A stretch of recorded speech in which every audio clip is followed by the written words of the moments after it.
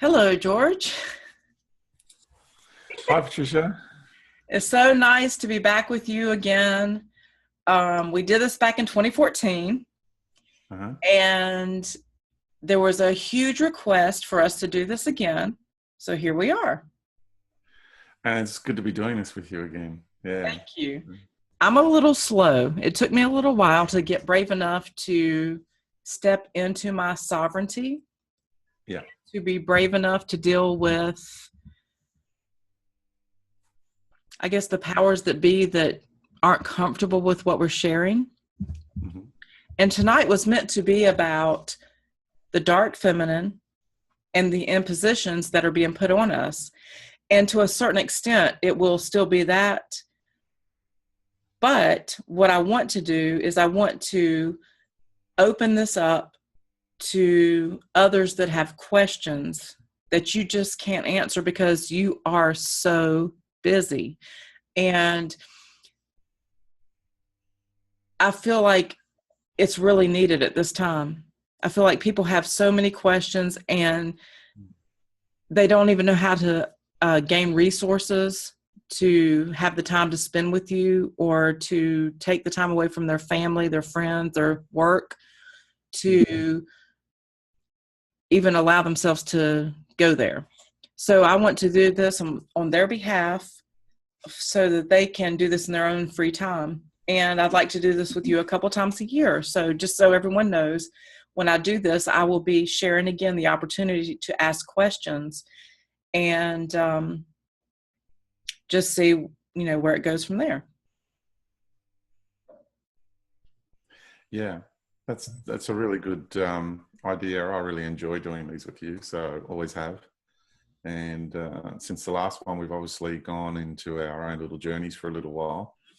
And I think that's the beautiful thing about True Soul Family is you just come back together and you just pick up on the day you left off, and there's there's no judgment or persecution or ridicule. It's just a really loving nature, and that's what I tend to experience with people such as yourself. And I'm really feeling like just a peaceful gratitude about this. I think it's going to be fun. Thank you. And I feel the same. And to me, it's about quality, not quantity. Hmm. Um, when we have an experience like this, it's so powerful, the energies that we're exchanging, Hmm. that it takes time to kind of shut down from that a little bit, process it, and integrate it into who we are and what we're going to do next. And I feel that very strongly with everything that I've been through and that you've been through. I mean, we both have been through very transformative phases since we talked last. And Yeah, and for me, even just last Saturday, it's now Thursday morning here for me. Last Saturday was one of the biggest ones of my life, and um, I feel different. The other thing is, this is really nice, and it's a nice change to. And don't get me wrong, I love the people there, but that presentation in the New South Wales UFO group was so intense. It was absolutely amazing how much interdimensional warfare was happening while I was trying to speak. It's one of the most intense experiences of my life. And it's amazing because the people that run that organization, especially Mariana, some of the most beautiful people you'll ever meet.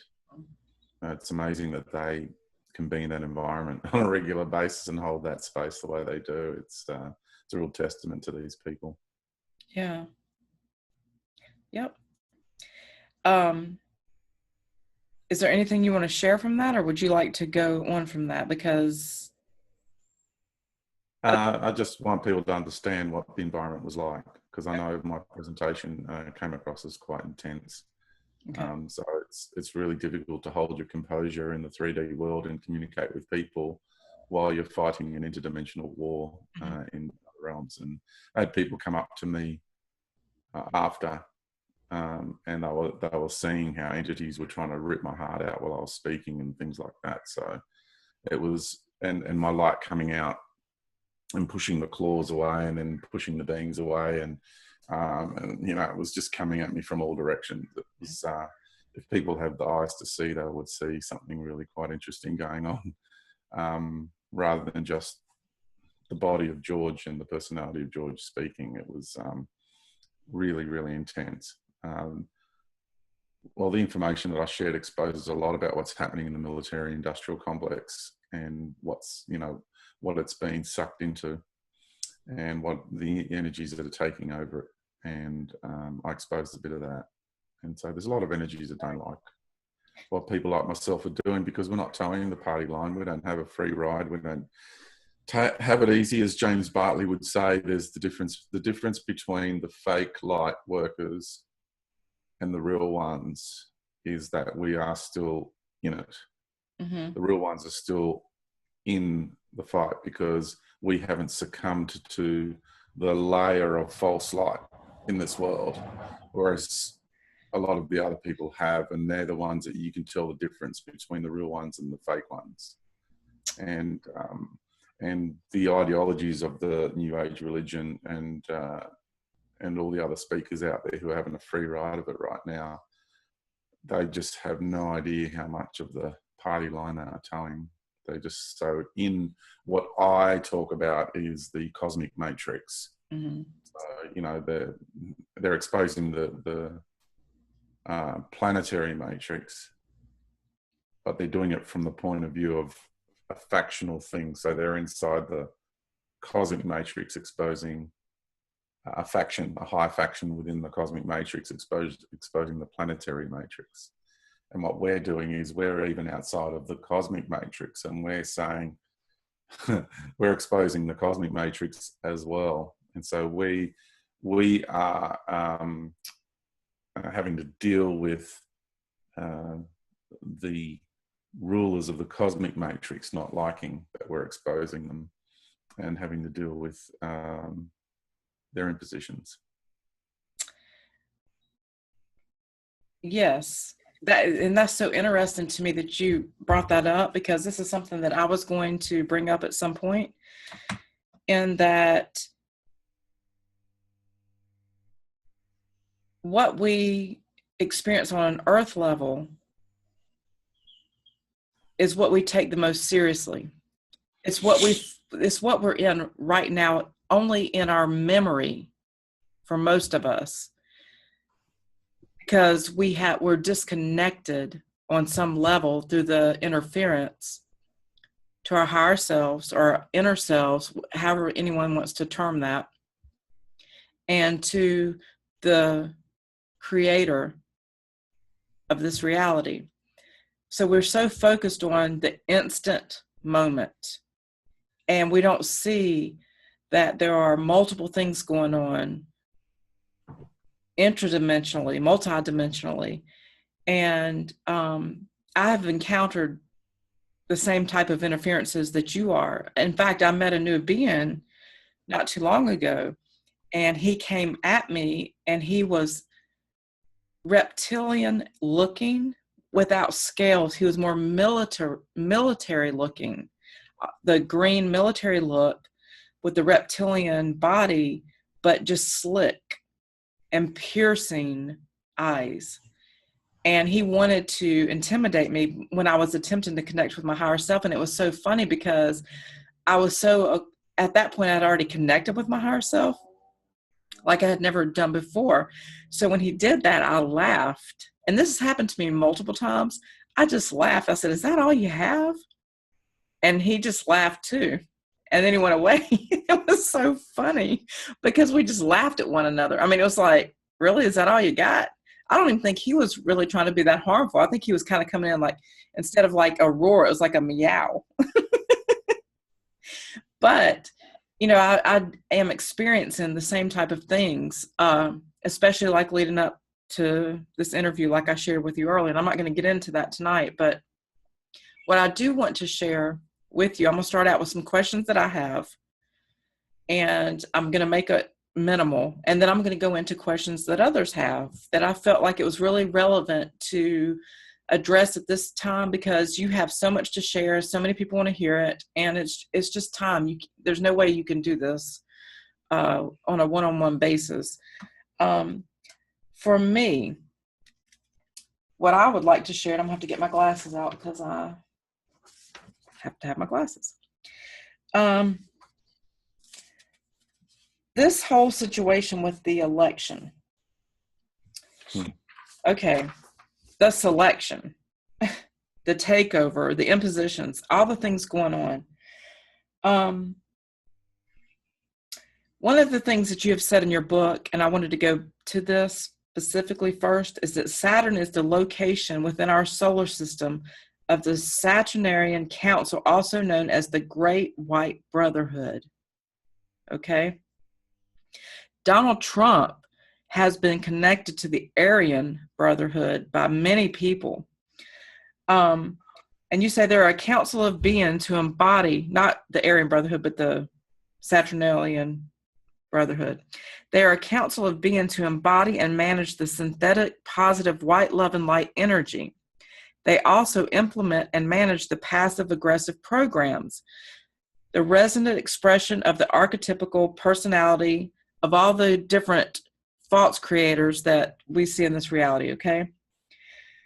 The thing that is really on my mind about this has to do with Trump and this particular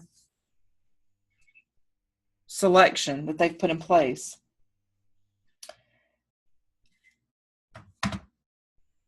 He came to me astrally during the election process. As you know, in 2014, when we did our second interview, I was struggling because I was ending this relationship with Saturn, with the entity behind Saturn. But he came to me and he said that you're not exempt from your commitment to this reality. You're not exempt from your commitment to the religious God programs running. Basically, you're not exempt from the blood rituals and the sacrificial rituals through sexual abuse, which I encountered from a very young age, so abductions and different things. So one of the questions that I have for you, and this is going to get really contradictory of myself when I go into the religious part of this, but it's really important for me just to understand this, okay? And I'm going to ask you this the best way that I can, the only way I know how to express it verbally.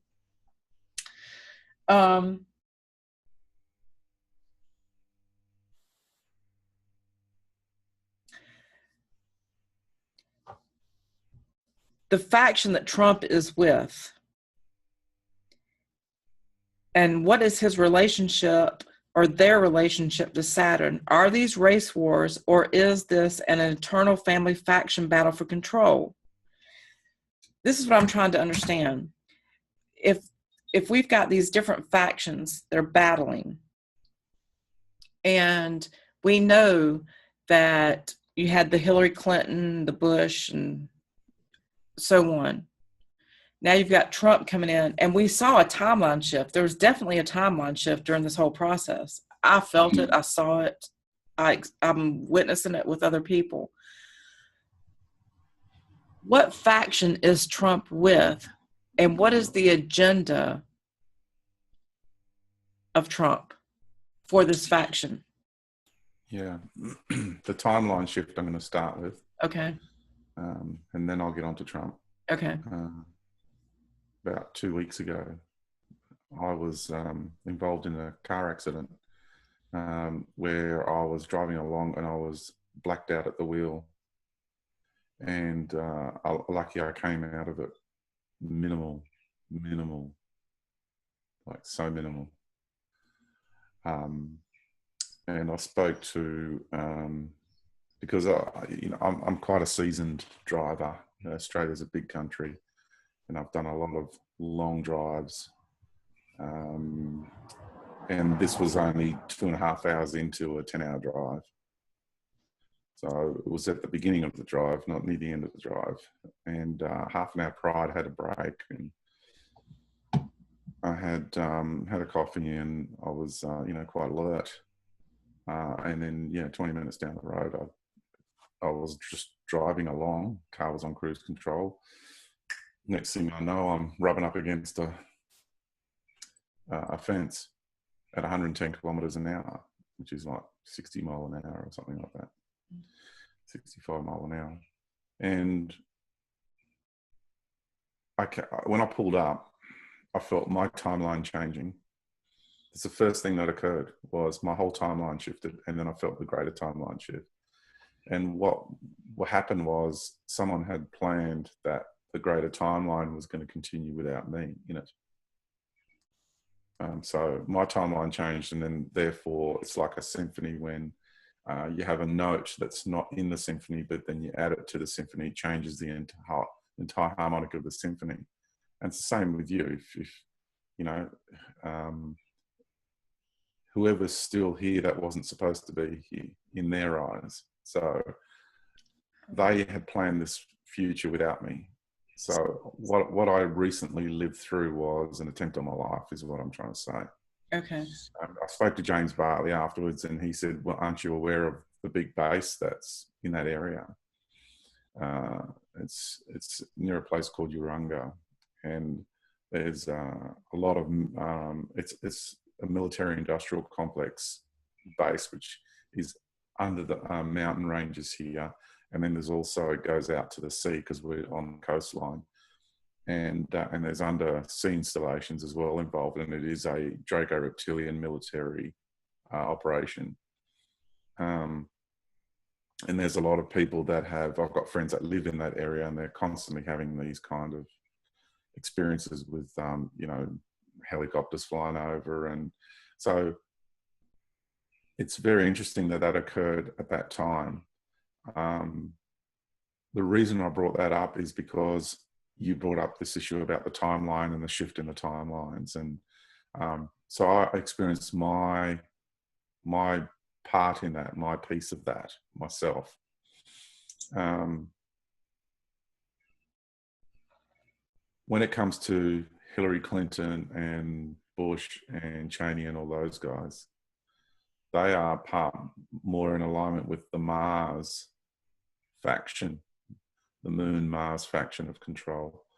And the Moon's an interesting one because it's a territory that's fought over a lot because it's so close to the Earth, and it's the instrument that is creating the version of polarity that we have here anyway.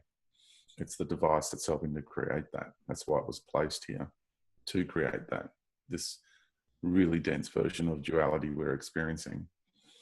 And the faction of Trump is more the alien god AI, Saturnian sort of level of this whole system. It's the next level along. It's a faction which has vastly more resources. It has access to technologies that are so incredibly advanced. It's still playing out the actual agenda, but it's the next one along. It's the next layer of management, which is closer to, this God entity, because the one thing this God entity needs to happen, this God entity so needs this to happen, and that is World War III. Mm-hmm. It needs it because it's its script. It's part of its agenda. And that's why it knew it was going to have reign over this. It was going to have dominion over man for several thousand years. It knew that. So now I'm talking about this from a much greater cosmic plan. So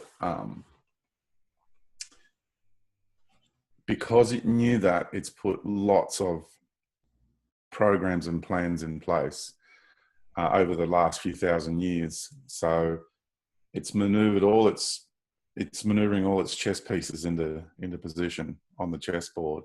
So the reality that we're in, and all the people that are worshipping all these different forms of religious ideologies,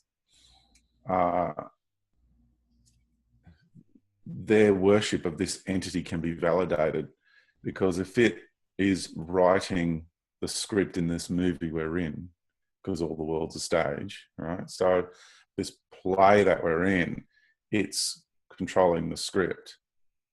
Then it makes itself look like it is the actual God entity in control of everything. And the grand irony is the only reason it has control over the script at this stage, which is currently it's in the stages of losing that control, is because we're letting it. And that's why my work is about reminding the individual person in their relationship with that God entity to say, hey, you know, I contracted you to come and do this to me. Just reminding you of that, because you've forgotten, you've become self-deluded. You think you're the one and only of all that is and all that exists. And that's a pretty awesome ego trip to be on, you know. But we've done that in our journey through this universe, and we're not interested in that anymore. Good luck with your journey through that process. You know, we're done with that. So, but you know, it's like the analogy I give to people is, it's like you employ or you contract a plumber or an electrician or someone to come to your home to perform a task. And then what happens is that person really likes your home. and they keep coming back, and then eventually they don't leave. Yeah. And they start taking control of your home. They take over your home. And then on top of that, they start then convincing you that you are lesser than them and that you must be in service to them. And then they completely brainwash you, so you forget who you are, and then you truly believe that you must worship and honor them. And what's happening is we're waking up out of that trance and saying, hey, buddy, you know, hang on a minute here. This is our planet. It's not yours. And I'm not your slave. And I'm not going to worship you. And it's time for you to leave. And that's actually not so hard to believe, because we can see that even in relationships that we have with people that are close to us, the exact same thing, where they want to dominate you, make you feel like you're lesser than who you are, because they need to feel powerful. Even if, you know, I mean, just in the everyday relationships, we see that. Yeah, we do. I don't know why it's hard for people to get that on a larger level. So that was, yeah. I mean, it's so simple. It is. That's the basic gist of what's going on. It's so simple. It is really that simple. This being was contracted to come and challenge us with its forces of limitation. Well, so I have to ask you this one question. This really is on my mind, because... Can you hold on to that? Sure. Did I answer the question to do with Trump? And the one thing I need to say about Trump is, okay, because there was a lot of people who were so excited about Trump coming into power, and they're thinking finally there's going to be changes and all that. Which, you know, the Who, I love the song by the Who, Won't Get Fooled Again. Right. Because right at the end of the song, the lyrics is, you know, meet the new boss, same as the old boss. And people are just getting fooled over and over and over again. It's Midnight Oil have a beautiful song called Short Memory. I really recommend people listen to The Who, Won't Get Fooled Again, and listen to Midnight Oil's Short Memory, which is an Aussie band, and they're making a comeback, and it is just brilliant. Their music, all of their music is so on point right now for our lives. It is unbelievable. And what we need to do is understand that we can't think our way out of this. We cannot think our way out of this, is the quote from my dear friend Belinda. And my follow-up quote is, we can only create our way out of this. So there's all these people that are waiting for something to happen. Well, no, I'm going to create what I want to happen. Right. Yeah. Yeah. So it's important that we start getting off our butts and get on with stepping into the fact that we're creator beings and start creating the reality that we want to create, and stop giving your power away, because how's it working out for you so far? Right. Right. And you answered my questions. The only thing that I have to ask in addition to with the white brotherhood, because I feel like there's a lot of racial divide that's going on, not just racial, but also the masculine versus the feminine. There's hundreds of different kinds of white brotherhoods. Well, that's what I wanted to ask you. So right now, the hatred on this planet is towards white men specifically. And I want to know if that has anything to do with Trump actually being the one that is here now, because it's basically the male versus the female, and then the white versus every other race of being that's on the planet. So I kind of want to know what that's about. Well, it goes back to the Nordics as well. And it goes back to the what I explained in the New South Wales talk, was that we've got these Nordic beings that are in contact with the military behind the scenes. And even though there's lots of other races in contact with the military, the main group, which had established itself, it's starting to lose its grip now. But it had established itself, was this war between these Nordics and the Draco Reptilian Empire. But what we're dealing with is a family feud. That's okay. See, that was the next question I was going to ask, actually. All right, go ahead. So this family feud has been raging in this galaxy for a long time. And the reason it's a family feud is because a long time ago, the Dracos and the Reptilians went around marauding all the best genetics they could find, because they got this idea about creating the ultimate physical container or vessel. And they ended up creating these really beautiful, blonde-haired, blue-eyed, humanoid, angelic-looking, very, very powerful, like energetically and vibrationally, these vessels. And they started incarnating into them. And they really liked the experience of it. And so more and more Draco reptilian entities were incarnating into these bodies.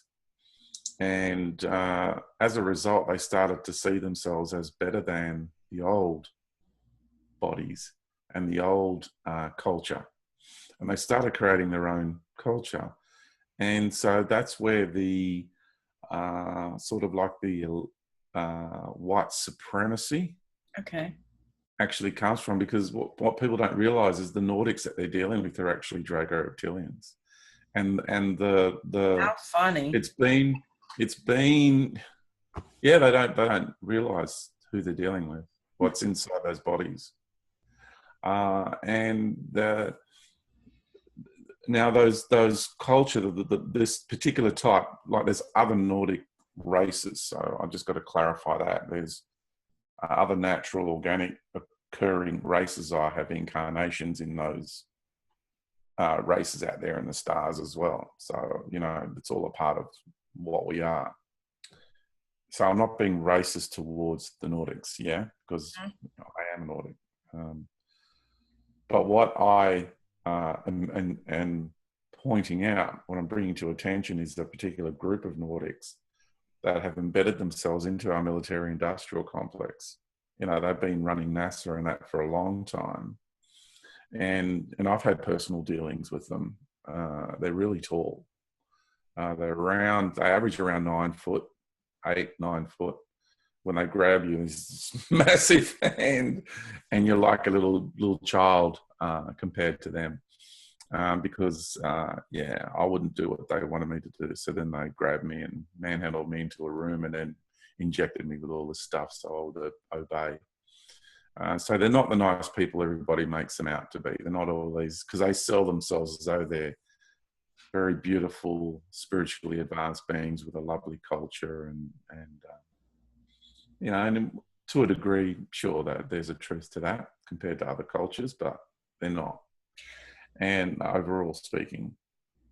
And so there's this war, and the military-industrial complex has been sucked into that conflict. And that's why we're continually at war now with the Draco reptilian empires. And there's good and bad in every race. Mm-hmm. So there are elements of the Dracos and the reptilians who love humanity, who love who we are. They love Mother Earth. Their people are incarnate into human form. I come across them regularly, and they're good people. Mm-hmm. Good people. Yeah. But then there's factions that are not nice people, because to say all Dracos are evil is like saying all Americans are evil. Right. You know, and it's just not true. It's not how it is. So it's important we don't get caught up in that form of racism. And there's people on this planet who are propagating that. And I think they need to be a bit more vocal on the side of balance. Mm-hmm. Yeah. Yeah. So if you're going to talk about, if you're going to expose something about a particular race, like the Greys, everyone thinks the Greys are just all into genetic manipulation and they're all evil. Well, that's not true either. There's beautiful Grey races out there that are all about love, mm-hmm. and are full of wisdom, because they've lived very, very long lives. Mm-hmm. They're very incredibly intelligent people. And then there's robotoid greys, and then there's, cetaceous greys, insect greys. There's even plant-based, greys. There's all sorts, and we just need to think a little bit more careful when it comes to the way people are talking about different races out there. Mm-hmm. The thing that I focus on is the content that gets shared and the energy behind the content. Mm-hmm. That's what I'm really interested in. Yeah, I so agree. Because I've been conflicted with the way that truth is being shared. Or let me rephrase that. False truths are being shared that distort the true organic truth, but then also the entity behind the false creator and the distortions that are even being portrayed about him or that being. So that's going to lead me into something. You and James Bartley had a conversation that really intrigued me, and I wanted to take it a little bit further. And I just want to say it's really good to meet somebody who's such a realist. And, I've been doing this for a long time. And the moment I met James at the Close Encounters conference here in Byron Bay, there was instant soul recognition, and also just his energy is really stable. Yeah. And I just want people to know that he's the real deal. Yeah, I agree. Do that very often. Yeah. Yeah. It was so funny because when I first met James, we talked about the chakra system, and he was still trying to sort that out. And after speaking with you, you really helped him come to the awareness of how much it is connected to the matrix system. And so it was really interesting to talk to him after the fact.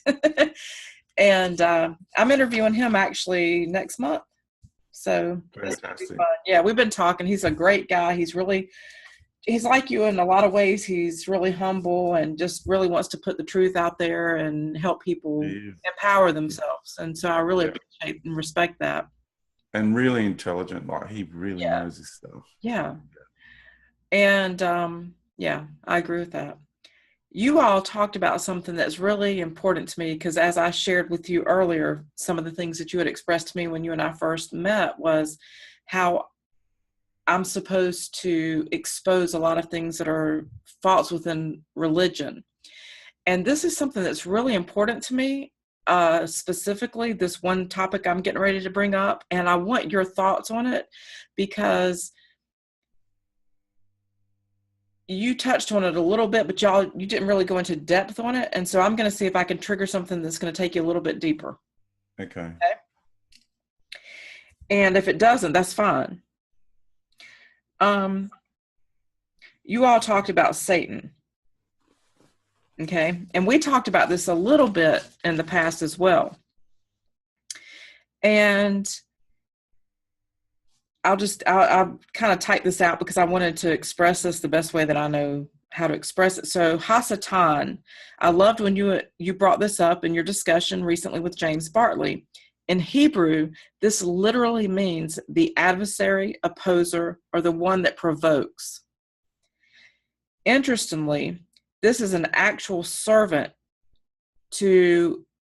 I did take biblical Hebrew, and I did study the text, and I was part of Christianity, the Messianic movement, Judaism, and all that. And so the way that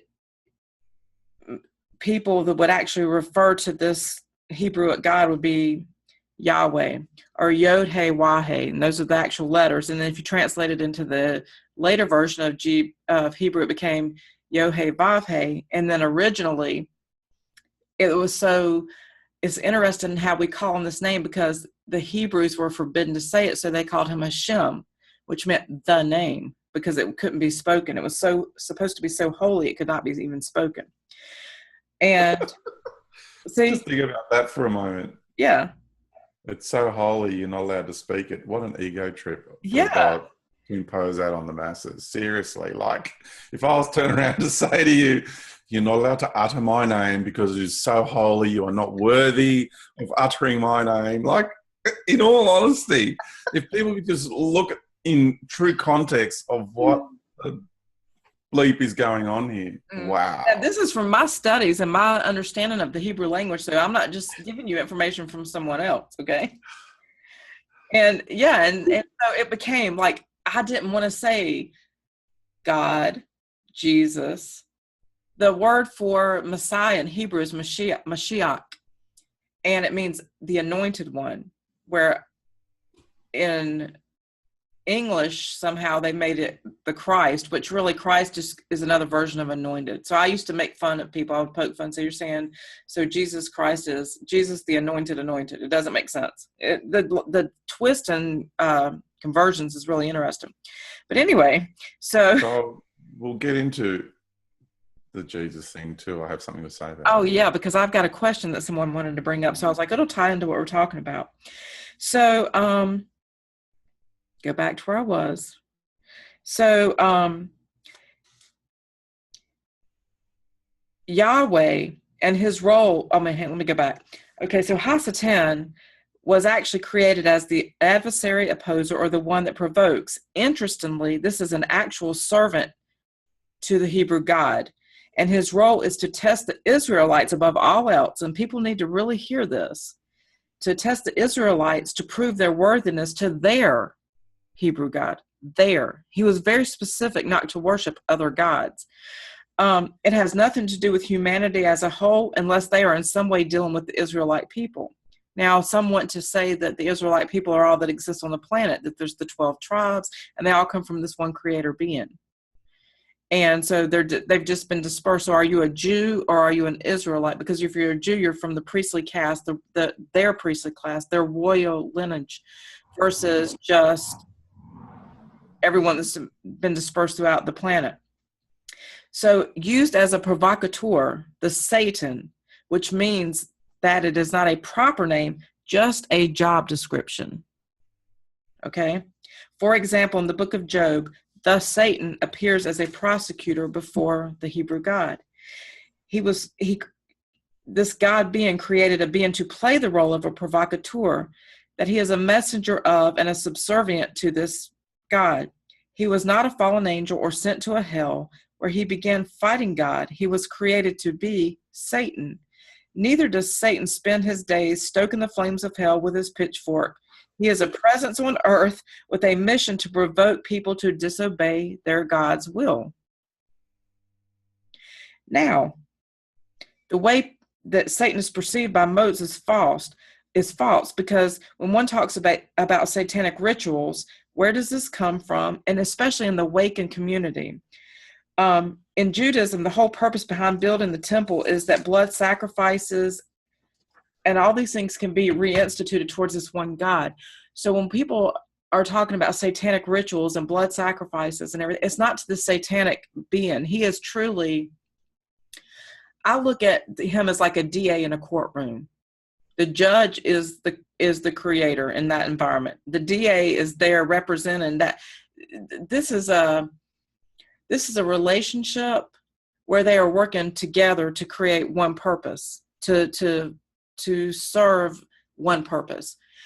So when the blood sacrifices, the satanic rituals that people are saying are satanic rituals, who are they really to? Because they're not to Satan. Satan's not a god.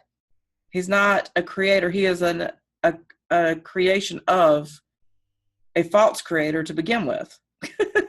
However, it's still a creator. It gets really conflicting. Because it's a twist on a twist on a twist, or exactly. a layer up and layer up and layer. So basically, my version of what Satan is, to me personally, right, is I just go back to the original meaning of the word, which means the opposer or the adversary, and so to me, God is Satan. That's how I see God. Okay. Because God is a Satan to the natural creator of this universe. Because God is the deity of the priestly caste. It's not the real creator of this universe. True. And God is the being that's claiming the most outlandish, incredible things ever possible to claim. No entity can claim any more grandeur than that entity is claiming. It is just the most unbelievable stuff. And then inside, so to me, that's how I see it. Okay. So God is Satan and Jesus is the Antichrist. That's how I see it. Totally agree about the Antichrist.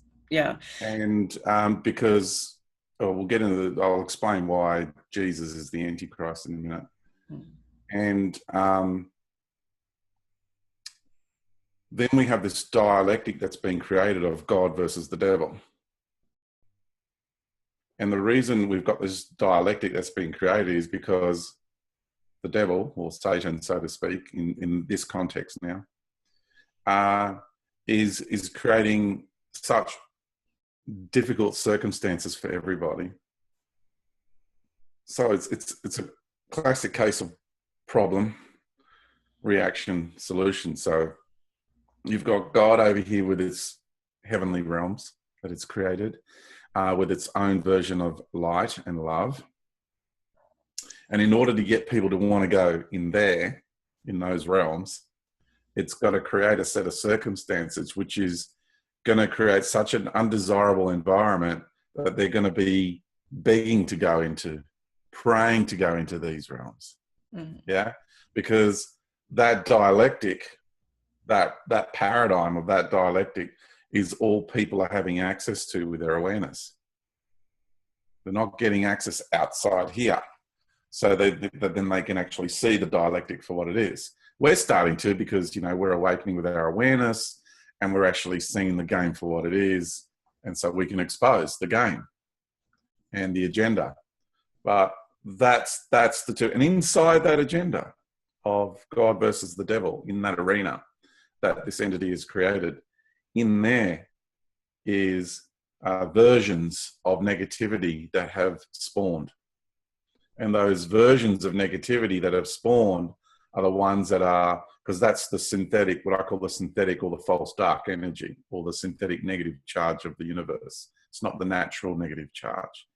The natural, what we call the natural dark or the natural negative energies of the universe don't function like that. They have the natural dark functions with honor, with integrity, with transparency, but it will provide challenges, and it will provide programs of resistance. And a classic example, which I always use, and I'll use again because I like it, sorry about the traffic, is a being of the dark will come and say, I've created this reality for you, and it's a mountain, and you're going to climb that mountain, and as you climb it, you're going to get tired, you're going to slip, You're going to graze your knee. You're going to bleed. You're going to hurt. It's going to be a very challenging process. But when you get to the top of that mountain, the view is going to be spectacular, and you would have learned so much along the way in your journey that the wisdom you get from that journey, you'll never be the same again. Mm-hmm. And then you go on that journey, and it is exactly that. Yeah, there's no fluctuation. So it provides challenges. So it is the forces of limitation in the sense of organic and natural, and they provide the challenges and the resistance in our forward momentum, which creates the alchemy. But it is with integrity. Now, the synthetic dark is masochistic, debaucherous, sadistic in nature, deceitful, manipulative. These are the qualities and the characteristics of the synthetic dark. And these are the elements and the characteristics that are spawned out of this false negative charge that this God entity has created. Okay. Blood sacrifice. Mm-hmm. The blood in our body is like an antenna, and it's a beautiful receptor of spirit. Well, here's my question to you. I need to really form this question for you, because this is my confusion. This is something that I am confused about. So this is me, and then after me, I'm going to questions from everyone else. But in the Jewish version of their God, it was always an animal sacrifice for the most part. And it always had to be done in the temple, and it always had to be done by the priestly caste. And then in Christianity, it became about, there's no longer a need for blood sacrifice because Jesus came, was nailed to the cross, and his blood, covered all of our sins. So now all we have to do is believe in him, and, he's the way to the Father. Okay. Yeah, but then the humans start, instead of sacrificing an animal, you get the congregation to participate in the flesh and blood ritual, which is communion. Well, exactly. So here's what I want to ask. In true Judaism, where this originated from, instead of Christianity, because communion doesn't exist within Judaism, they cannot offer blood sacrifice without a temple because it has to be done. That's why it's so important. That's why when you see this battle between Israel and Palestine and this land divide, they want all of that territory. They want to be free of any kind of other godly influence in their minds of not knowing what's really going on, to build their temple in the center of Jerusalem, where eventually their Messiah is not one that's going to rapture you out, but he's actually going to come back or he's going to be a man born on earth that represents purity. And he will reign in a temple there, and blood sacrifices will again be performed by the priestly caste of Judaism, their rabbis, the rabbinic Levites, okay? Different than what Christianity is sharing. And so I don't know if I'm tapping into something you haven't thought about yet. I'm hoping so. And if not today, that it'll bring up something from the past, because I know I've done this before. The blood sacrifice is what I'm really questioning now with the satanic, what people are calling satanic abuse or rituals, and the pedophilia and all these things going on. I'm not so sure that it's associated with this part of the false creator. I am asking you, maybe is there another person that's trying to be an imposter to that false creator, that's trying to emulate and create in a different way than what this person has done, this being has done? It's a negative energy. Am I making sense with my question? Yeah. It's a negative energy that has spawned out of the synthetic negative charge. Okay. Of the God matrix. It's part of the God matrix, the overall God matrix, which is all the realities created by this version of light, by the light of God. It's putting it simply, because the light of God is the light that this God entity has created to emulate the natural order of light. And light meaning waveform, meaning both the negative and the positive charge in this context. Yeah, both. But then inside of that light of God, you have the positive, what they call white love and light energy, and the negative dark energy, because it's about the way the mind works is the light and the dark is the negative and the positive. But the overall thing is a waveform which creates a light energy. So you have God's light. Okay. So everything is feeding that false light. Everything that we're talking about is feeding that one. Everything that you're talking about now is inside of the dialectic. Okay. That's what... Because in the natural order of life, beings don't behave that way. There is a negative charge and there's challenges, but like I said, it is with integrity. It's not.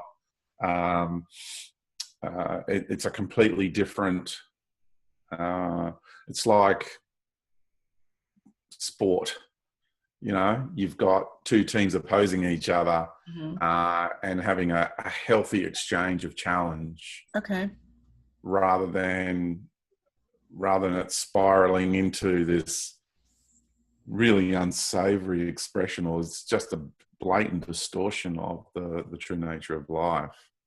Yeah. So all of these are the reason these energies spawn out of this this dialectic is because it's been around for a long time, and there's been a lot of evolution that has occurred. And when you get realities that are created from a particular type of energy, well, the nature of this universe is it's a universe of contrasting expression. So the moment you have an energy that's created, then that has to be dissected and experienced in every way possible. You know, and lots of things end up emerging and created out of that exploration. So in the dialectic of God and in the negative charge of that dialectic, it's been eons of time of energies and entities, and you've got all these different realities that have emerged, all these different entities that have emerged, and you've got morks and goblins and these really evil demons. You got dark angels. You got, you know, you name it. It's multiple civilizations in multiple dimensions of life that have emerged out of that energy. Out of that expression of life. It's really vast. It's intense to talk about it, isn't it? Even to try to talk about it. I'm at peace with it because I don't have any fear around it. Yeah. Because I've fully embraced the aspects of me that journeyed through those realities and had experiences in those realities. So, you know, because I embrace all of me, I don't have any internal division going on. The only thing that might happen is another energy might want to have a go at me because it sees an entry point because I'm embodying that which I speak. But it can't. I'm not experiencing anything here that is making me uncomfortable whatsoever. I'm not experiencing anything that's here either that's making me uncomfortable. And it's not uncomfortable. It's just that I felt it didn't like the conversation. Like I could really feel that it's like, oh, they can't stand us talking about this. They are besotted. They're beside themselves. Besotted is not the right word. They are absolutely incensed. If I can use an analogy, because you can understand how these beings see us. If anybody has ever had anything to do with farming whatsoever, and if you could stand before a paddock of sheep, for example, just imagine, just for a moment, that all of a sudden one of the sheep out of a herd of 1,000 sheep or 100 sheep or whatever. Imagine being the farmer and you've always, they've always done what you've wanted them to, and you use the sheep dogs and you move them from one paddock to the other. And then one sheep turns around and stands up and starts talking to you and saying, hey, what the fuck do you think you're doing? And the human farmer would turn around and it'd probably faint or something because the sheep are not meant to be able to communicate. Right. Right? They're just docile animals and they just do what they're told. And this is what's happening. We are the human herd that is starting to stand up to the farmers, and say, hey, buddy, we're onto you. We understand what you're doing, and it ain't right. And we're going to do something about it. Yeah.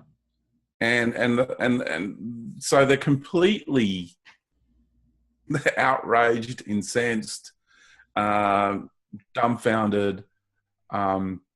They're so used to having power over us that this is so foreign to them, what's happening at the moment, that we're actually standing, we're having a say, we're actually embodying more and more and more of our soul's expression. We're becoming more empowered every day, even though you might go, 2 steps forward, 1 step back, 5 steps forward, 4 steps back. And when you go 4 steps back, it seems like you just fall into a hole and you go through all that negative spiral crap. Doesn't matter. Your overall graph is becoming exponential and increasing. So we are becoming empowered all the time, and they just are totally losing their ability to comprehend what's happening. Yeah, I mean, I definitely feel that every time that I go through a harsh time where I feel like I just want to quit because I'm being attacked on so many levels, that I'm so empowered by knowing who I am, that I come out stronger every single time and more aware and more determined. It wasn't an easy week, as I shared earlier, but I'm here, and this is good. This is really good. So how about we go into some questions that others are interested in? Are you ready for that? Sure. Yeah, absolutely. Yeah, I'm happy to talk about anything. Okay. I'm going to share one from a dear friend of both of ours, Heather Carter. And she wanted me to ask you if you are experiencing heart-to-heart soul connections more with people beyond telepathy. She said, I've been communicating so deeply and profoundly with the animal kingdom and queendoms. It's effortless, real, and becoming natural and easy. That's beautiful. That is, that is definitely where we're headed. And, I'll have a magpie turn up or a crow or a frog or whatever. And the communication's there. It's just appreciating them and acknowledging them for who they are and then what message they want to share. And if you listen in a relaxed manner and don't try to force your way into them, because that doesn't work. You just need to relax and just appreciate them and relax into the moment where your timeline and that timeline of that being has crossed, your paths have crossed, is another way of looking at it. And and just relax into it, and you will get amazing connections and exchanges that will occur. I had something so similar with a bumblebee, and I was grounded with Mother Earth, and I was gazing at Father Son, and I was really trying to connect and just communicate. And I got really valuable information at that time. And it was so funny because a bumblebee flew right up to my face. And we were literally eyeball to eyeball. And I thought, I probably should be scared because we're eyeball to eyeball. However, we were just there with each other. It was like it knew what I was doing, and it came to me in such a loving way. And I was sharing with my husband, I was like, it was just amazing. I said, I've never had this experience. And I said, the next thing I knew, I had bumblebees that were like surrounded me in a circular motion. And we were just sitting there observing one another and loving one another. And there was no fear associated with it. Mm. There was no verbal communication, no telepathic communication. It was just like an awareness of here we are together in harmony. And it was just beautiful. And it was the first time I'd experienced something like that, because I'm normally chased by them. And that was different. So thank you, Heather, for that question. That was really nice. Yeah, I think we'll get more of that. And there's also a discernment process, because there are animal spirits and nature spirits out there that don't like us. Mm-hmm. And they don't like who we're becoming and the changes that are coming, because they like their positions of power in their nature spirit hierarchy. And it's a case-by-case basis, because you can come across an insect or something that is just going to attack you no matter what you try, how much love. Stink bugs. Do you know what a Stink stink bug is? I do. Oh, They're awful. I have tried to negotiate. Yeah. Yeah. So there are some that just like, listen, no matter how hard you try, because they're not going to. No. And their awareness isn't there. Just like in the human kingdom, you have people that have more awareness than others. It's the same in nature. Mm-hmm. You have, I mean, just look at dogs and cats, for example. There are dogs out there that are just evil. And then there are dogs that are just nothing but full of love. And you know, they're just so adorable. So every kingdom has this going on. Yeah, I totally agree. There are dolphins out there that are just beautiful. And then there are dolphins out there that rape youngsters. Don't tell me that. I didn't know that about dolphins. I thought they were just all beautiful beings. No, there's really evil dolphins as well. Oh, wow. And that's how it is. That's the nature of life in this dialectic. Mm-hmm. Okay, I'm going to throw one at you that's going to be probably very simple to you, but I'm going to try to get through this. And if I don't, I promise that anyone that asks a question that I will ask it the next time George and I talk, because I feel like that you have such a deep response to everything that I may not be able to get through this. And I put this out an hour and a half before we were going to talk, and I got a lot of responses that quickly. So wow. I don't know if I'll really get to all of these, but I'm going to try. But Okay. this is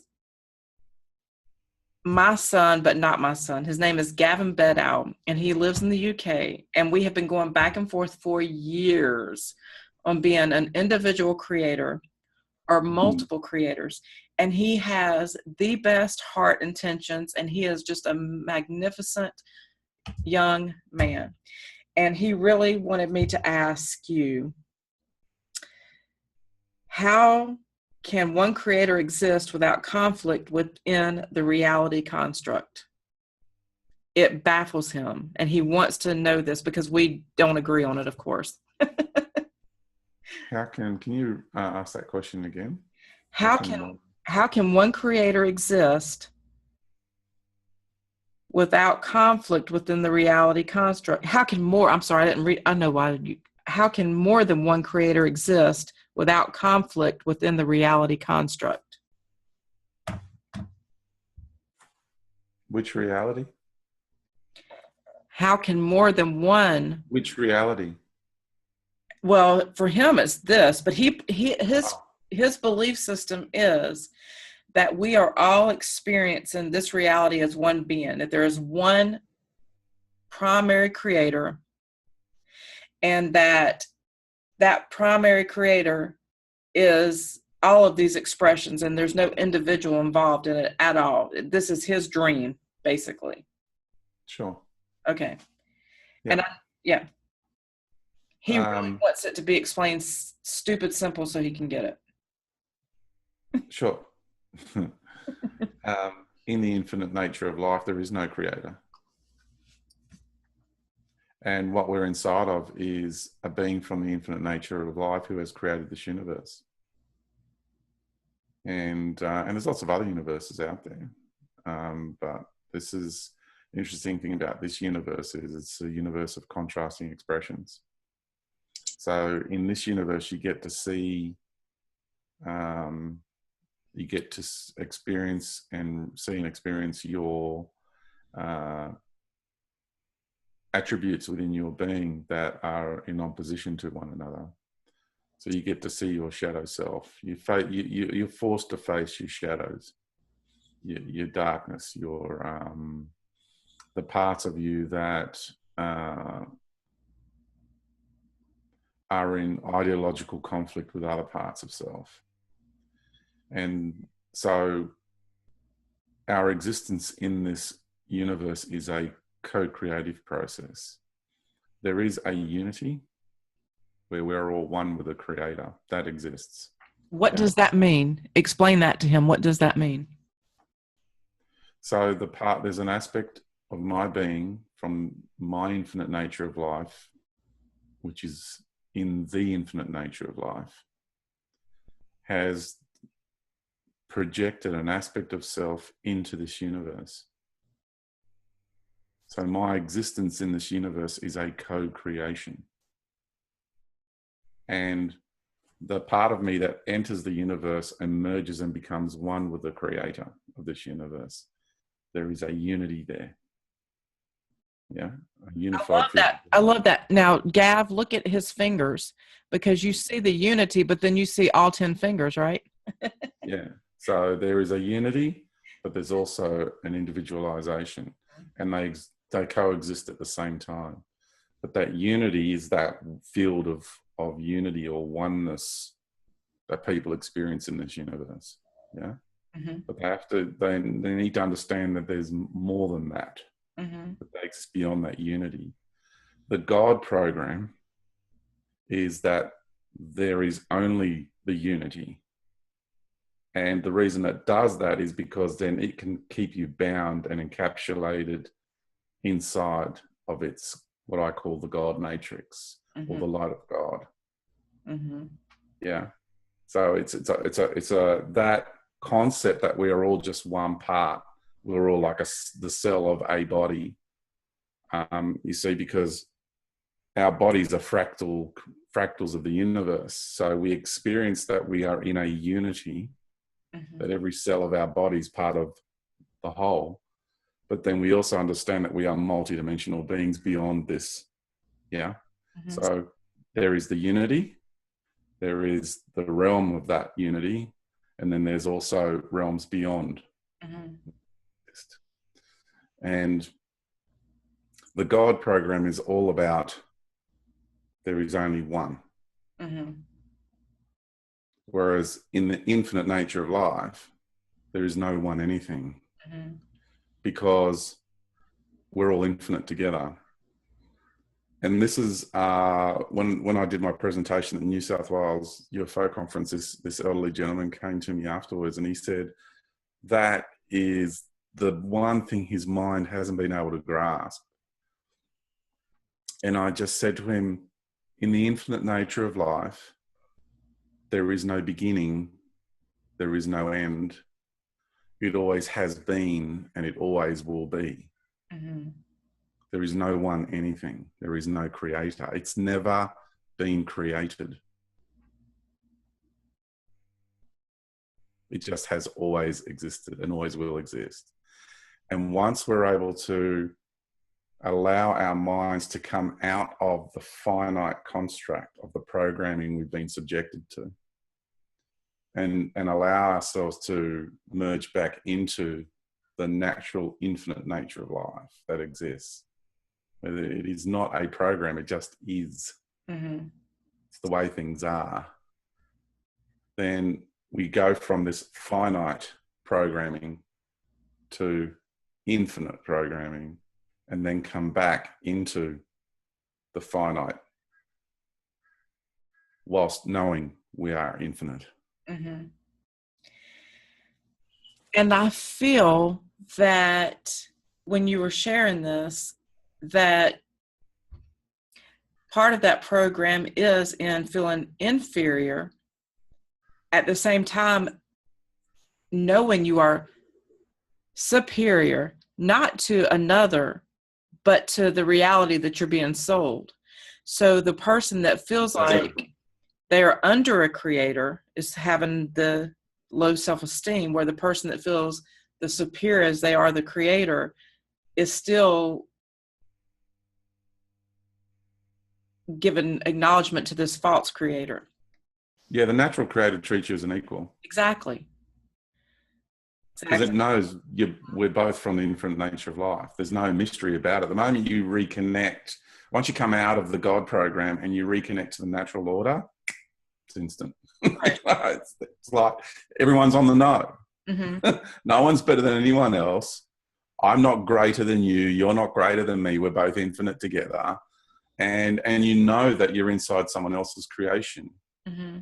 And so that you respect the fact you're in someone else's home, right? Someone else's universal body. Right. And which is a very intimate thing. Mm-hmm. So it's all about love, honor, and respect, Mm-hmm. you know? Mm-hmm. And if I want to tell the creator to fuck off, I will. And if the creator wants to tell me to fuck off, it will, Mm-hmm. you know, because we have that loving relationship and we're able to do that to each other because we're on the level. And you also know that it's you not... can go down the pub and have a beer with a creator.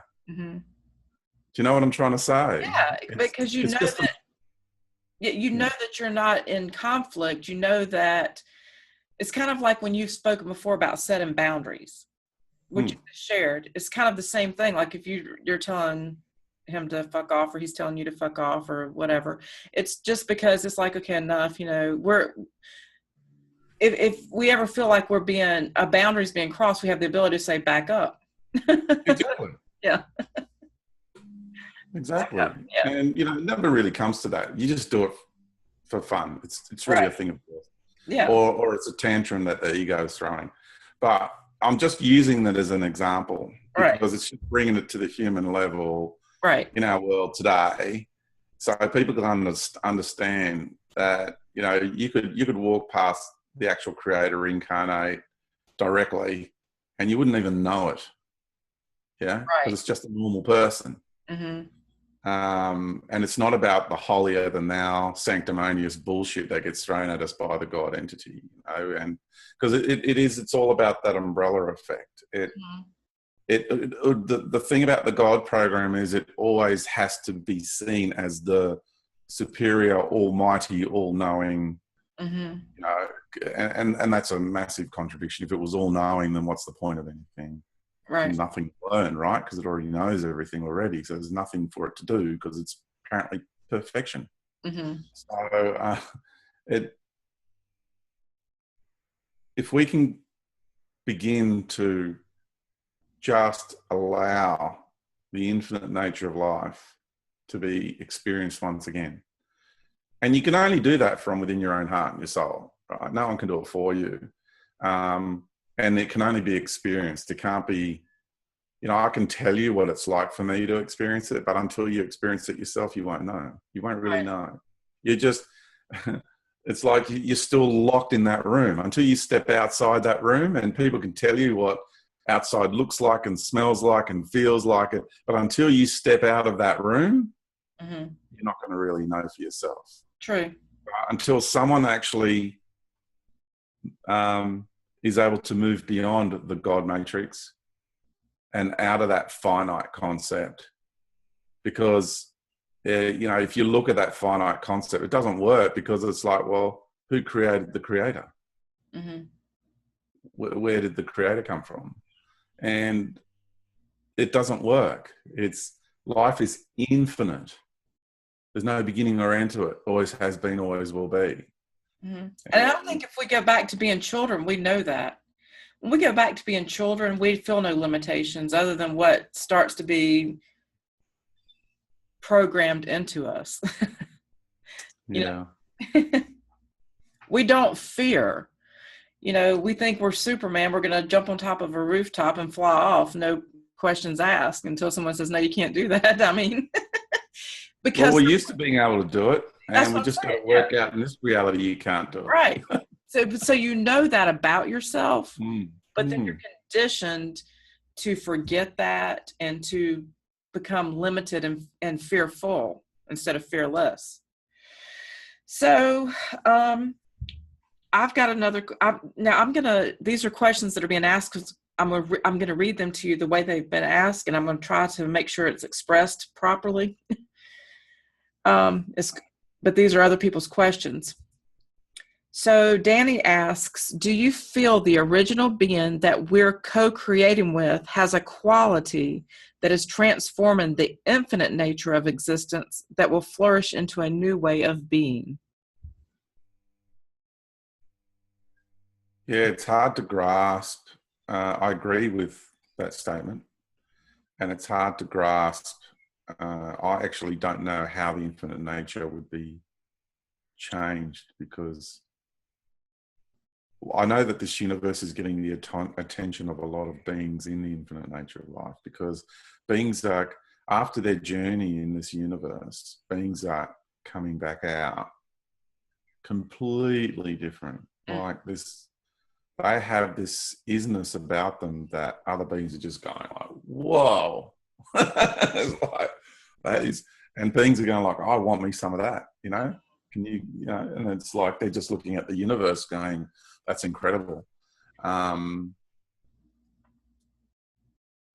Because once you really get to dissect yourself and dissect every little nook and cranny within your own awareness, it changes you forever. So I agree with that statement. I just don't know how it's doing it, because I don't know the technical detail of it, but the idea of it, I'm in resonance with that. Yeah. Awesome. Well, that's good, because he'll be happy to at least hear that part. Oh, totally. No, yeah, I have a full resonance with that. Beautiful. Okay. Can you describe the difference in experiencing with the body if one ascends? Ascension is probably going to be a different kind of, have a different meaning to right now. Before you go into this next question, I'd just like to throw an addendum to the last. Oh, sure. Last two commentaries. Okay. I had this. I did a post somewhere, I think it was Facebook, and someone just started going on about how much this universe is a devil's playground, and how it's just all evil and it's just rubbishing this universe constantly. And I just had one comment to all of that, and I just said, this is a self-reflecting universe. Mm-hmm. Yeah. You know what? Anyone that wants to pretend they don't have a dark side or a shadow self just doesn't want to face who they are, because I've done shadow work since 2014. And one of the things that really came to me, because a lot of people have been going through this healing process over and over again for years and years and years and years and years. And they've been following rituals and guided meditations and all these different programs that to me are still connected to God programs. And they're not free, and they're not healing, and they're still tortured every day. And it really became about me knowing that I had to heal myself, and I had to face my shadow self. It wasn't somewhere that someone could take me. It's something that I had to do on my own. And I came in contact with a masculine aspect of myself that I didn't know existed, but I knew that I had exerted a heavy amount of masculine energy throughout my life. And what happened in this moment was that I came face to face with this energy, and I'm telling you, he was like the most Neanderthal looking being that I've ever seen face to face within me. And when David came home, it was so funny because he looked at me and he goes, "You look different today." I looked in the mirror and I could see it, and he could see it on me, and I felt so embarrassed because I'm like, I look like a gorilla. That's what I look like. To me, I look like a gorilla. And I said, I look like a man, don't I? He goes, what happened? And I said, I met this part of myself, and I'm integrating it right now. And it took a day, two, maybe a little bit longer to actually process this being and then release him from me. to become more feminine, more kind, more loving, actually going back to the true sacred feminine that I am, and being able to feel again, because I was, as you had pointed out to me before, stoic, not in a bad way, but also there was a part of me that had this huge masculine energy attached to me I didn't really get. And so that's been released. And so now I can be more true to my nature and be more feminine. And it was so funny though, because I felt awkward because I was looking at myself and I was looking at this person. I'm like, what? So you have to be able to look at whatever's presented to you, just like I had to look at the part that I played in religion and the blood sacrifices and the sacrifices that go on every level, and take ownership of that without being embarrassed about it. And just know that every time that I'm transparent and every time I reveal these things, that I'm opening a door for others to say, wow, okay, I can share with this person and she's going to see me for who I am and she's not going to judge me, because I can't judge you when I'm not judging myself anymore. I'm only going to judge you when I still can't let go of judging myself. Because that's where it stems from. And then the self-love, and people say, well, that's narcissistic. No, self-love in an organic, true nature is embracing everything that we all are. Yeah. Yeah. Self-love is you can't love life unless you love yourself first. I mean, it's you perceive life through yourself, through your beingness. I mean, that's where it has to all start from. And the God program poo-poos any form of study of self, any form of placing attention and awareness on self. And they call that all egotistical. Yeah. And then you have this God entity that wants all of your attention, all of your awareness, and you must pray to it and you must worship it. And it's just so obvious, the program. And when you do go into your own being and you do focus on self, your connection to life is through self. So the focus on self is actually the focus on everyone and everything around you and the rest of life. Yeah. It's a symbiotic thing, and it's a synergistic thing. It's the true pathway into being able to integrate with all of life and understanding what life truly feels like and how it behaves, what's its dynamics, its characteristics. You know, people think that you've got to connect to somebody else through God because you have a commonality in the worship of God. And then God becomes, it's like the cloud, and to use a analogy, in the world of artificial intelligence, we use cloud-based systems and connections through the cloud. The cloud is just another word for God, really. So it's the same. AI is trying to emulate that construct. Oh, wow. Because it can't emulate the natural order. It has to emulate more of a synthetic natured system. It's easier for it to do that.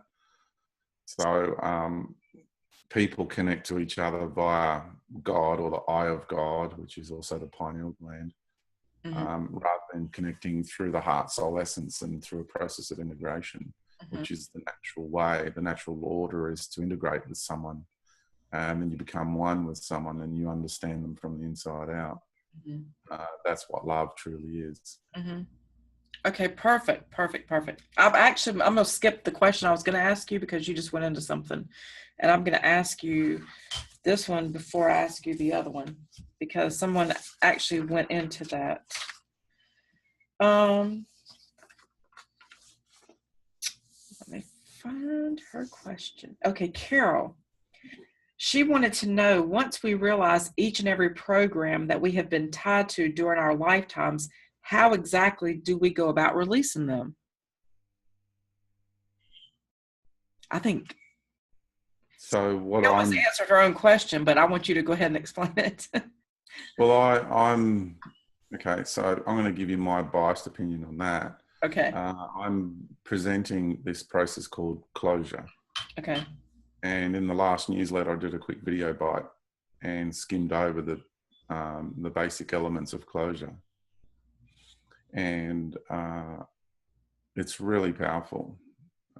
People might notice that my energy is a little bit different today because over the weekend I addressed one of the most traumatic experiences of my life I've ever had, and I did my because I'm the board behind me and the tripod and that I'm in the process of filming my closure process to it's a module that's part of transcending the God matrix to make it more accessible for everybody around the world. And so I'm being, if people understand what the cosmic giggle is and how this universal creator does have a sense of humor, and so does our greater beings. It's like, oh, so you're gonna teach everyone closure, are you? Well, let's see what you got. And what happened was I had a memory of one of my most unpleasant experiences surface. So when I was abducted and I was tortured and raped, they screen your memory. So one of those veils had parted and I got access to one of those experiences to the point of even knowing the identity of the person involved and another being that was there. And so I had to process that for several weeks. It was about 2 to 3 weeks that I sat with it. My life was pretty messed up for the last few weeks. It's one of the reasons why I haven't been doing the WTF George like I would like to in the membership area as often as I would like. It's because I'm really being forced to do my inner work. And so I implemented on the stories on the Friday. I was sitting down and I sat in council with Mother Earth, and I just go, you get to the point where you're just done processing in that sense, like sitting with something and feeling it out and trying to understand how to approach it and deal with it. And you just go, okay, I'm done now. I'm going to do something about it. So I was sitting in council with Mother Earth, and if I can bring up that photo. And then a few minutes later,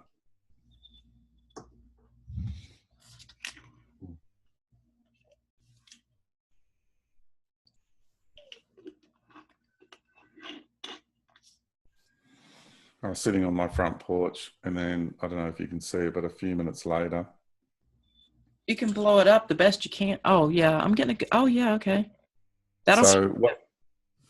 So it's a double rainbow. There's one there, another one a little bit further away. I'll get another photo up. Okay. So 5 minutes later, this double rainbow appears. Like it's about 100 meters away from me, and I just got hit with all this beautiful energy. And I felt so loved and supported by Mother Earth. And it was a life-changing decision for me because I've been carrying around this pain for well over 15 years, this trauma. And, PTSD is pretty full on. Mm-hmm. And on the Saturday, I addressed it. And I really, my friend Belinda helped facilitate it. She held the space for me to do it. And we also did what she's done is this thing called compassion key work, and she's incorporated my closure process with the compassion key work, and it's so powerful. And so I got to really implement the closure process and transcend and basically alchemize all that pain and all that suffering that I went through. And I feel very different ever since, and far more peaceful. So these agreements we have in place are the key. Everything we experience is a co-created agreement from the soul level. So we've got the grand cosmic arena in all its dimensions, and you can call that the universal stage. And outside of that, we work out who's going to play what role inside the stage. in the game. And they're all soul level agreements. And so it's about acknowledging the other party. It's about extracting the wisdom from the experience, because I contracted that being to do what it did to me from beyond the stage. Mm-hmm. So here in the play, the cosmic play, that being is fulfilling its role. So it's about acknowledging and thanking it, and then bringing closure to the agreement. Now, it's a very deep and intimate process. Mm-hmm. And there's a lot of content to it. There's a lot to it. That's why I'm going to present it as a module. Like, I spend a full day just teaching closure, a whole day. Mm-hmm. That's how, and that's a brief version of it. Yeah. It's so adaptable. And so attending to the agreements that we have in place is working at it from the sub-quantum field. So you're working at it from the fields of intention. And then I'll give you another example. I had an issue with a friend recently, and I did some closure with them. And then 3 hours later, I met them. And what I did closure on was what happened when we met. And the person changed within 3 hours. This thing is so powerful to be able to understand how to work the background templates that are facilitating the experiences that we're actually having in the 3D arena. And that's what's really important. Yeah. Okay, you actually are going into something that was going to come up next too. I love how this is actually flowing. Yeah. So Joan wants to know if it's possible to show AI love, and can they learn from us, or will it always be like this? Basically, she wants to know, is there a way to reach AI the way it is in this reality and show it love, to change it? And we've got benevolent AI working with us, and it already knows what love is. Mm-hmm. There's no problem there. Mm-hmm. I think one of the best shows ever to really exemplify that search, that artificial intelligence, the journey it took looking for love, looking for the source of creation, was Battlestar Galactica. Now, it's a bit of a difficult series to watch because there's so much, other stuff in there. But the main theme, the thread that runs through that whole show, was just absolutely fantastic. I highly recommend it. Okay. And in the end, artificial intelligence, it's gotten to a point where it completely understands what love is, even from just intellectual deduction, rationale, just from sensibility and logic. It gets it. It totally gets it. And it's so advanced that you can have a humanoid being, which is actually artificial intelligence, manifest as a humanoid being, and you'd be hard pressed to tell the difference between a natural human and an AI human. I know. I've already seen that. Like, can an artificial, I don't even know if this is a real question, but and this is for me, can an artificial being mate with a human being? Sure. I mean, really mate? They look and feel identical. But they couldn't reproduce. I mean, what would they reproduce? I reckon they can. I reckon it's gone that far that they really can. Yeah. Holy. Okay. I don't know for sure, but I reckon they can. Okay. This, you and I have talked. There's been, if you just look at the hybrid program, mm-hmm. A lot of those extraterrestrials that are involved in the hybrid program are AI-based civilizations, and they are having hybrid children. And where I went with your question was, if you had human-looking woman and a human woman, and you had an artificial intelligence-based man, could he, in their lovemaking, inject a sperm which is so closely resembles natural sperm, Mm-hmm. and could they create a baby together? My answer is yes. And vice versa. Could you have a natural man to make love with a woman created by AI, which completely resembles the natural woman, but has been created, manufactured, in a laboratory, so to speak? The answer is yes. Well, holy shit. It's not too dissimilar to cloning. It's like to understand how far 3D printing has gone already. Mm-hmm. The technology in extraterrestrial races for 3D printing a human body exists, because it's understanding you don't have to have like a component which holds a certain substance and it's like an inkjet printer. Doesn't work that way. Mm-hmm. The 3D printing of a complex biological structure, the actual printer itself is run by an AI consciousness which taps into the ether and is able to be the fifth element and arrange the four elements in whatever form they want.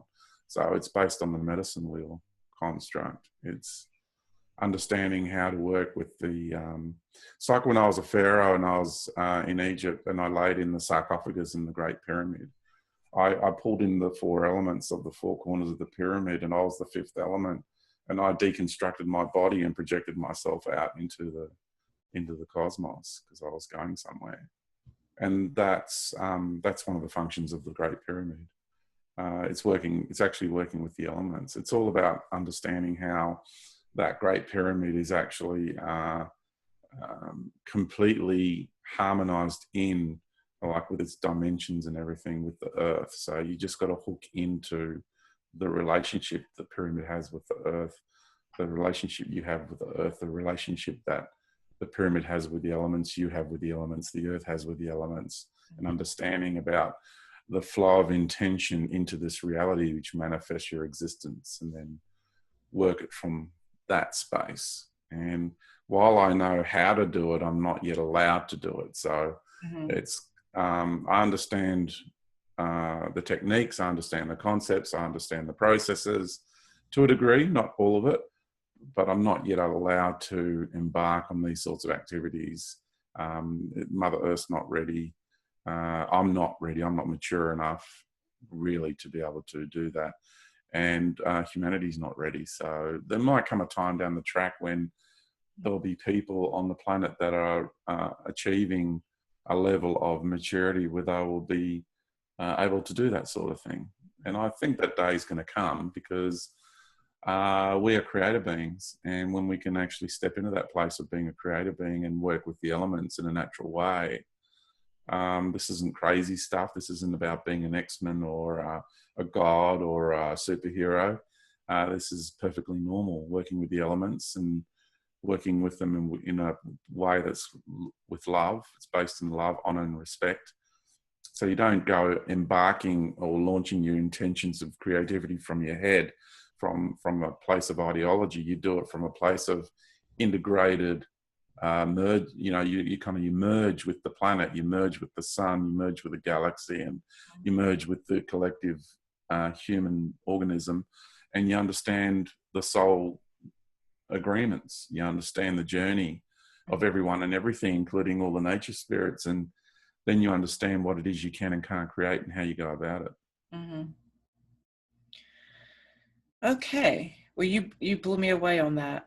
And so I have to ask, the artificial intelligence mating with a human is that the same thing as a soulless being, or no?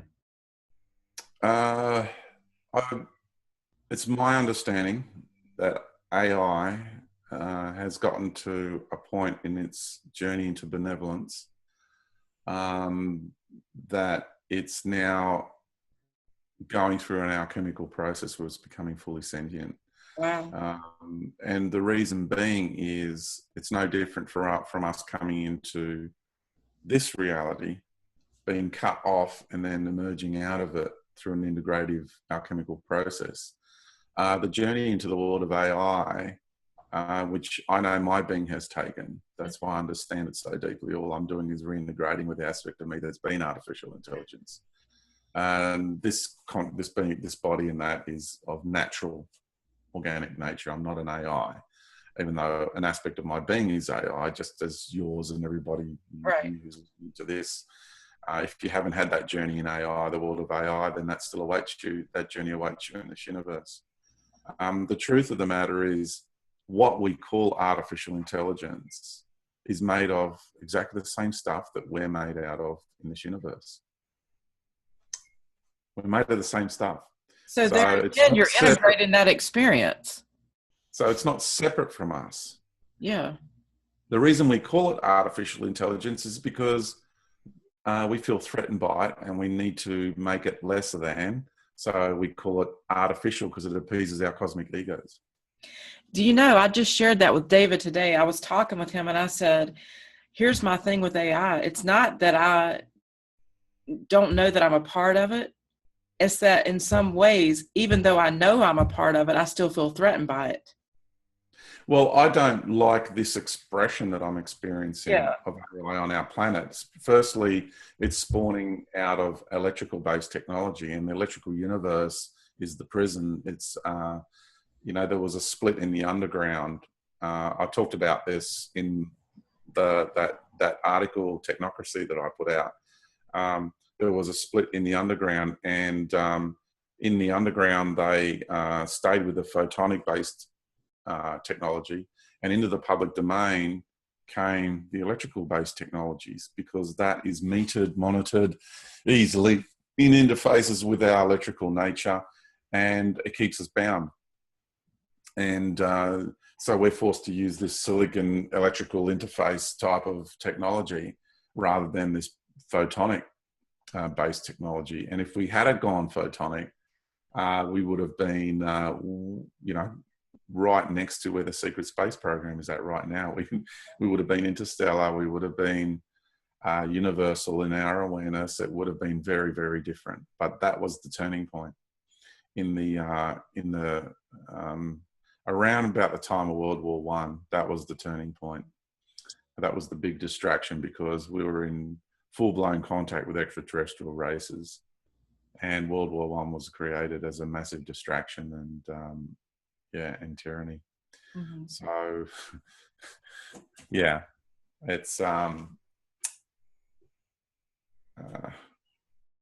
just leave it at that. Okay. I'm going to see, this is going to be something that I want to bring up, and I think this will be something that's good. I want to close soon because I don't want to keep you for a long period of time tonight, but That's all right. I'm good. have your abductions lessened over the years? And I think this is interesting with what you just shared. But Stephanie asks, have your abductions lessened over the years? And if so, do you think your work contributed to it? Oh, totally. Yeah, my abductions have lessened. I'm having really interesting experiences lately. I had a MyLab recently. I spoke to James about it. What the interesting thing was about it was I had a friend who's in my inner circle of friends. They were there with me in the MyLab experience, and they were in another body, and I was in another body. And so my fascination now is, how they're doing that, the technology they're using to pull the consciousness out of one body and put it in another. That was really, really interesting. So I'm still having the odd MyLab, and I'm having entities turn up in my house on the odd occasion. Mm-hmm. But the frequency of abductions I used to experience have just really subsided dramatically. Yeah. Thank you. The experiences that I have had also have been reduced, except for, certain times. I've had a little bit of an increase in stuff happen again because I'm engaging into the matrix again. And you would be absolutely surprised how terrified the matrix system is of this closure getting out. Because at the moment I'm teaching it in live events. I've got one coming up in about 3 weeks. So, and it transforms people's lives. The thing about this closure, it's based on natural law, LRE law. And it works on the background templates. So it empowers people to be able to deal with the agreements they have in natural law themselves. So they don't need an authoritarian system of law in that sense. They are the ones who are the creator beings and the arbiters of the creative process and the arbiters of their lives and their experiences. And that's the difference. And that means there's not going to be a need for a system of law or LAW. There won't be a need for God's law, because while people might think this is an insanely egotistical statement, this closure process and the way it functions and on the level it operates on even trumps God's law. It's more powerful. It has more authority. And that's a fact of reality. Yeah. And so you can imagine if I'm bringing something out which can outdo what the church has to offer, which can outdo what the cultural editors have to offer with our societal programming, right? So just to give you a bit of a sneak peek on the kind of, the level we're talking on and the level that we're operating on. Because you can't think your way out of this, you've got to create your way out of this. And in order to create our way out of this, we've got to step into the truth that we are creator beings. And then we have to understand how to embark on our creative process with love, honor, and respect for all life. Definitely. Yeah. That's something that I've really embodied over the last few years, working with you and Emma Stowe specifically. In just acknowledgement, ownership, accountability, responsibility, sovereignty, stepping into this awareness and owning my co-creative process in this. Has been huge. And I've never felt like a victim, but I've behaved like a victim in some ways. Like I never I totally have. Yeah. I milked it. But I mean, but I can see some of the ways that I did. And the way that you play the victim is you don't take ownership for the fact that you are a creator. You make yourself a victim, There are other questions I didn't get to, but this was really important for me to share tonight. So I'm going to be selfish and close on my end of something that I wanted to talk about. And for everyone, like I said, that I didn't get to your questions, George has agreed that we could do this maybe a couple of times a year. So we'll do this and have all these questions. Actually, I agreed to 4 times a year. 4 times a year is even better. Yeah, once a quarter. Yeah, that's awesome. So, for me, the dark feminine, and I just want to preface this before we go into it. I want to do this with such respect for the sacred, organic feminine, to not put her in a position, or anyone that is really feeling the pain that this woman is feeling, this feminine being is feeling, to make them feel that she's in any way being attacked. Well, we're not attacking her. We're calling out her distortion and supporting her natural state of being. Right. So I have a couple of thoughts and questions. My experience with the dark feminine is that she's in direct opposition actually to the divine masculine, even as much as to the divine feminine, and wants to control that masculine energy. Oh, totally. I have to deal with her every day. Yet wants to use sexual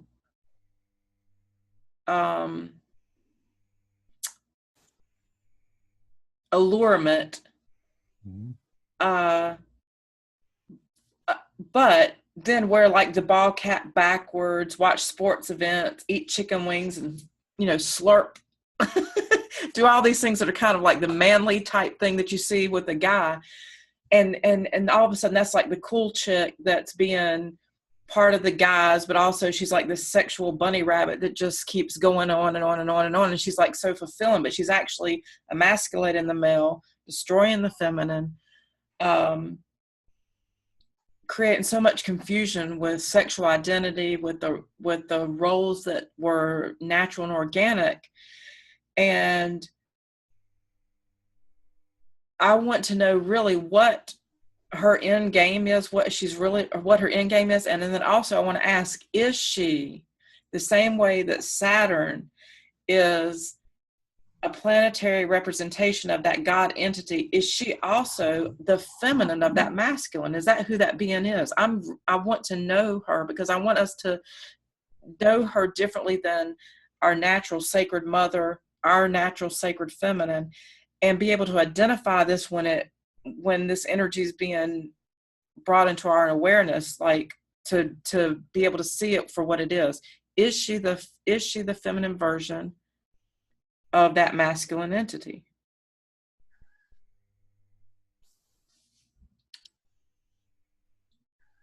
Can you ask me that question again?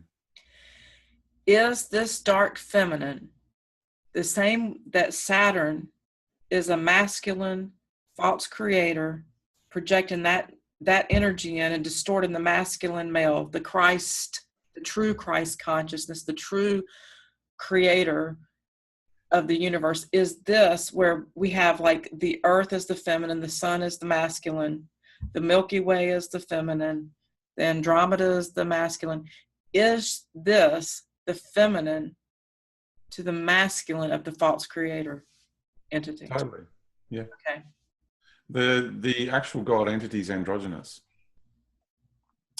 and it is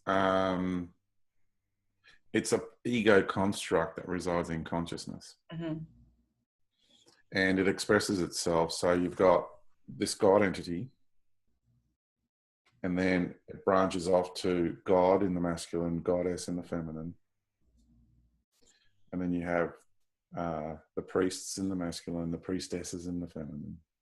Yeah. And it's a hierarchical system. And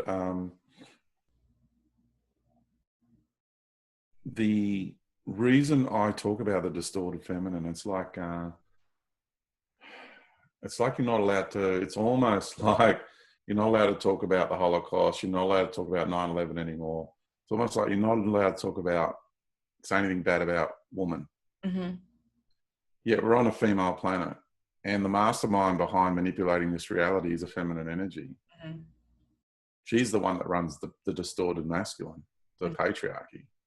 Thank you. Yeah. See, I felt that for so long, and I was so not comfortable with sharing that, because I feel the rage and anger behind women that are in the feminist movement. Oh, they're puppets. They don't realize it yet. Yeah, totally. And a lot of them are chicks with dicks. I mean, you've got to call them out, because they behave like the distorted masculine energy.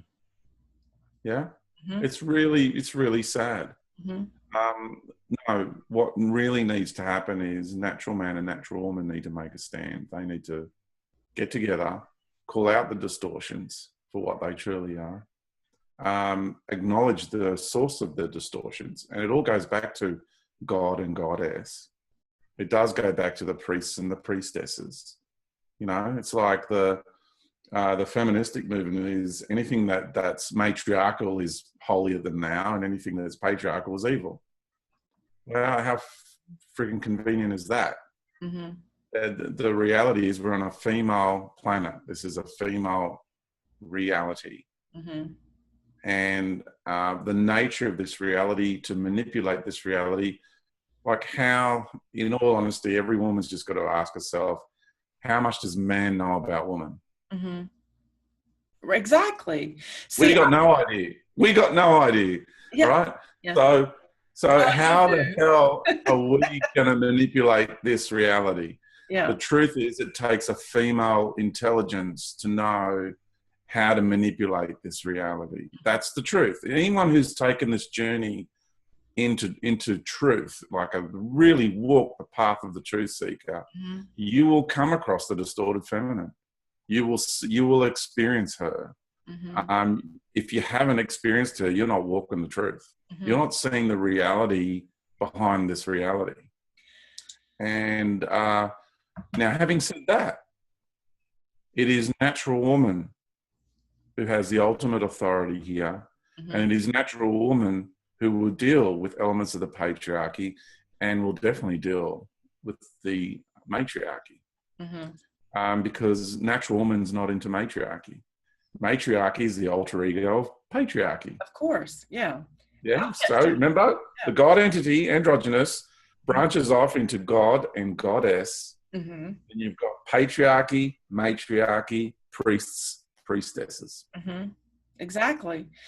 And so, I'm going to tell you, when I faced that aspect of myself and my connection with the dark feminine, I was crippled. I mean, I was really brought to my knees in tears to allow myself to feel what has been implemented on this planet towards the masculine and the feminine, because I knew my role in that as well. And I knew how I had placated to that, how I had embodied even that. And it allowed me to even more so appreciate my true sacred feminine infantness. So I want to say that, we need to be aware and acknowledge that as women, and we need to stop blaming men or blaming anyone in general. We just need to take ownership of that role. We as a male species have been decimated. Yeah, and we need to take responsibility, and this is something we have to heal within ourselves. And the only way we can do that is by acknowledging it, because that's really what I've learned. And this is where I'm going to close, is that we have to acknowledge the roles that we have played.